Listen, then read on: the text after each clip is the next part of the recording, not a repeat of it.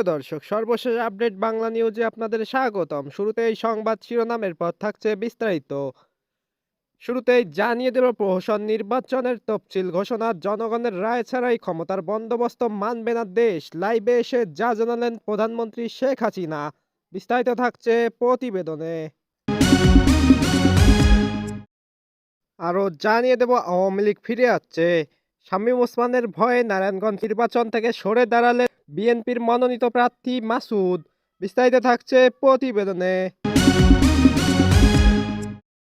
আরও জানিয়ে দেব, স্বাধীনতা বিরোধীরা আবার মাথাচাড়া দিয়ে উঠতে চায় বলে মন্তব্য করেছেন বিএনপির মহাসচিব মির্জা ফখরুল ইসলাম আলমগীর, বিস্তারিত থাকছে প্রতিবেদনে।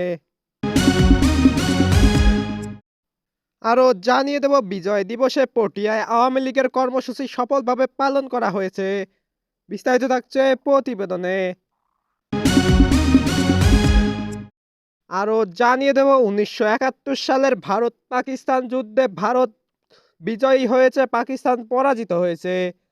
16ই ডিসেম্বরকে নিজেদের বিজয় দাবি করে ফেসবুক পোস্ট দিয়েছেন নরেন্দ্র মোদী, বিস্তারিত থাকছে প্রতিবেদনে। সুপ্রিয় দর্শক, এতক্ষণ শুনছিলেন সংবাদ শিরোনাম, এখন শুনবেন বিস্তারিত বিস্তারিত তার আগে ভিডিওটি ভালো লাগলে এবং সর্বশেষ আপডেট নিউজ পেতে চ্যানেলটি সাবস্ক্রাইব করুন। ধন্যবাদ। তফসিল ঘোষণা করে নির্বাচন আয়োজন করা যায়, কিন্তু তাতে গণতন্ত্র প্রতিষ্ঠিত হয় না। আজ বাংলাদেশের বাস্তবতা সেটাই প্রমাণ করছে। অবৈধ ইউনূস সরকারের ঘোষিত তফসিল কোনো নির্বাচনী উৎসবের বার্তা বহন করে না, বরং এটি জনগণের রায়কে পাশ কাটিয়ে ক্ষমতার বন্দোবস্ত পাকাপোক্ত করার একটি নগ্ন ঘোষণা। এই তথাকথিত নির্বাচন আদতে নির্বাচন নয়, এটি একটি রাজনৈতিক প্রহসন। কারণ এখানে প্রতিযোগিতা নেই, অংশগ্রহণ নেই জনগণের স্বাধীন মত প্রকাশের সুযোগ। স্বাধীন মত প্রকাশের অভিযোগ স্পষ্ট। আওয়ামী লীগ, জাসদ ও বাম জাতীয় পার্টি সহ মুক্তিযুদ্ধের পক্ষের শক্তিগুলোকে পরিকল্পিতভাবে নির্বাচনের বাইরে ঠেলে দেওয়া হয়েছে। এটি কেবল রাজনৈতিক বৈষম্য নয়, এটি সরাসরি সংবিধান, মুক্তিযুদ্ধের চেতনা ও গণতান্ত্রিক ধারার বিরুদ্ধে অবস্থান। ফ্যাসিস্ট ইউনূস সরকারের বৈধতা প্রশ্নবিদ্ধ শুরু থেকেই। জনগণের সরাসরি ভোটে নির্বাচিত নয় এমন একটি সরকার আজ রাষ্ট্রযন্ত্র ব্যবহার করে ঠিক করে দিচ্ছে কে নির্বাচনে থাকবে, কে থাকবে না। এই সিদ্ধান্ত নৈতিক ভিত্তি কোথায়? সাংবিধানিক কর্তৃত্বই বা কোথা থেকে এলো? বাস্তবে এর কোনো জবাব নেই, আছে শুধু প্রশাসনিক শক্তি আর দমনমূলক কৌশল। তফসিল ঘোষণাকে সামনে রেখে বলা হচ্ছে এটি একটি নিয়মতান্ত্রিক প্রক্রিয়া, কিন্তু বাস্তবতা হলো যে নির্বাচনে দেশের প্রায় 70% মানুষ প্রতিনিধিত্বকারী রাজনৈতিক শক্তি অংশ নিতে পারবে না। সে নির্বাচন জনগণের নির্বাচন হতে পারে না। এটি ভোটারবিহীন ভোট, জনগণবিহীন গণতন্ত্রের এক ভয়ঙ্কর দৃষ্টান্ত। জনগণের রায় ছাড়া ক্ষমতার বন্দোবস্ত এদেশের মানুষ মেনে নেবে না। তফসিল ঘোষণা করলেই নির্বাচন হয় না, আর নির্বাচন না হলে গণতন্ত্রও হয় না। এই প্রহসনের বিরুদ্ধে ভোট বর্জন আজ আর কোনো বিকল্প পথ নয়, এটি একটি গণতান্ত্রিক প্রতিবাদের ভাষা। এদিকে স্বাধীনতা বিরোধীরা আবার মাথাচাড়া দিয়ে উঠতে চায় বলে মন্তব্য করেছেন বিএনপির মহাসচিব মির্জা ফখরুল ইসলাম আলমগীর। আজ মহান বিজয় দিবসের সকালে রাজধানীর শেরে বাংলা নগরে বিএনপির প্রতিষ্ঠাতা সাবেক রাষ্ট্রপতি জিয়াউর রহমানের সমাধিতে শ্রদ্ধা নিবেদন শেষে গণমাধ্যম কর্মীদের সঙ্গে আলাপকালে মির্জা ফখরুল এই মন্তব্য করেন। বাংলাদেশের স্বাধীনতাকামী মানুষ সব ষড়যন্ত্রকে নস্যাৎ করে দেবে বলে মন্তব্য করেন বিএনপির মহাসচিব। তিনি বলেন, যারা স্বাধীনতার বিরুদ্ধে রুখে দাঁড়িয়েছিল তারা আজ মাথাচাড়া দিয়ে উঠতে চায়। বাংলাদেশের স্বাধীনতাকামী মানুষ সব ষড়যন্ত্রকে নস্যাৎ করে দিয়েই অবশ্যই বাংলাদেশের স্বাধীনতা ও সার্বভৌমত্বকে অটুট রাখবে, গণতন্ত্রকে প্রতিষ্ঠিত করবে। মির্জা ফখরুল বলেন, 1971 সালে জিয়াউর রহমান স্বাধীনতার ঘোষণার মধ্যে দিয়ে যে যুদ্ধ শুরু হয়েছিল, 16ই ডিসেম্বর সেই যুদ্ধ চূড়ান্ত বিজয় অর্জিত হয়েছিল। এজন্য এ দিনটি অত্যন্ত গুরুত্বপূর্ণ।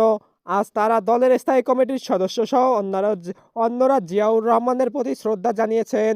তারা এখন শপথ নিয়েছেন যে এদেশের স্বাধীনতাকে অক্ষুণ্ণ রাখার জন্য তাদের যে সংগ্রাম সেটি অব্যাহত থাকবে।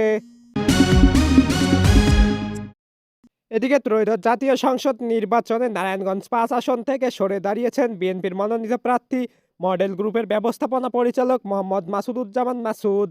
নিজে ও পরিবারের নিরাপত্তাজনিত কারণে এই সিদ্ধান্ত নিয়েছেন বলে জানিয়েছেন তিনি। আজ দুপুরে নারায়ণগঞ্জ প্রেস ক্লাবে সংবাদ সম্মেলন করে এ ঘোষণা দিয়ে মাসুদুজ্জামান মাসুদ জানান, দল যাকে মনোনয়ন দেবে তার পক্ষেই কাজ করবেন। মাসুদ বলেন, দল থেকে আমার উপর কোনো চাপ, নির্দেশনা বা হুমকি নেই। আমার ব্যক্তিগত ও পারিবারিক নিরাপত্তাজনিত কারণে আমি নিজ থেকে নির্বাচন থেকে সরে দাঁড়ানোর সিদ্ধান্ত নিয়েছি। আমারও আমার পরিবারের নিরাপত্তাজনিত কিছু বিষয় আছে। নেগেটিভ পরিবেশও এর একটা কারণ। মূলত আমার ফ্যামিলি হচ্ছে ম্যাটার। তিনি বলেন, দলের ভারপ্রাপ্ত চেয়ারম্যান নিজ থেকে আমাকে মূল্যায়ন করে মনোনয়ন দিয়েছিলেন, কিন্তু আমার দুর্ভাগ্য যে আমি সেটা ধরে রাখতে পারলাম না। আমার অনেকটা তীরে এসে তরি ডোবানোর মতো অবস্থা। এর জন্য আমি দলের ভারপ্রাপ্ত চেয়ারম্যানের কাছে ক্ষমা প্রার্থী। তবে দল যাকেই মনোনয়ন দেবে আমি তার পক্ষে কাজ করব।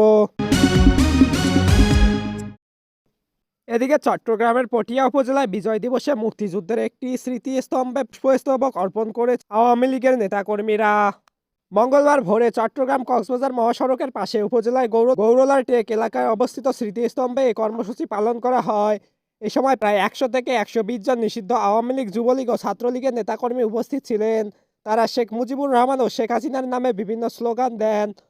পটিয়া উপজেলা আওয়ামী লীগের নেতা আবু সালেহ মোহাম্মদ শাহরিয়ার শাহরুর নেতৃত্বে কর্মসূচিতে উপস্থিত ছিলেন পটিয়া পৌরসভা আওয়ামী লীগের সাংগঠনিক সম্পাদক সাইফুল্লাহ পলাশ, যুবলীগ নেতা জয়নাল আবেদীন রাসেল ও আমানুল্লাহ শিমুল। এছাড়াও ছাত্রলীগ নেতা মোর্শেদ অবি পার্থ এবং ছাত্রলীগ কর্মী জানে আলম ও রুবেল সহ আরও কয়েকজন এতে অংশ নেন।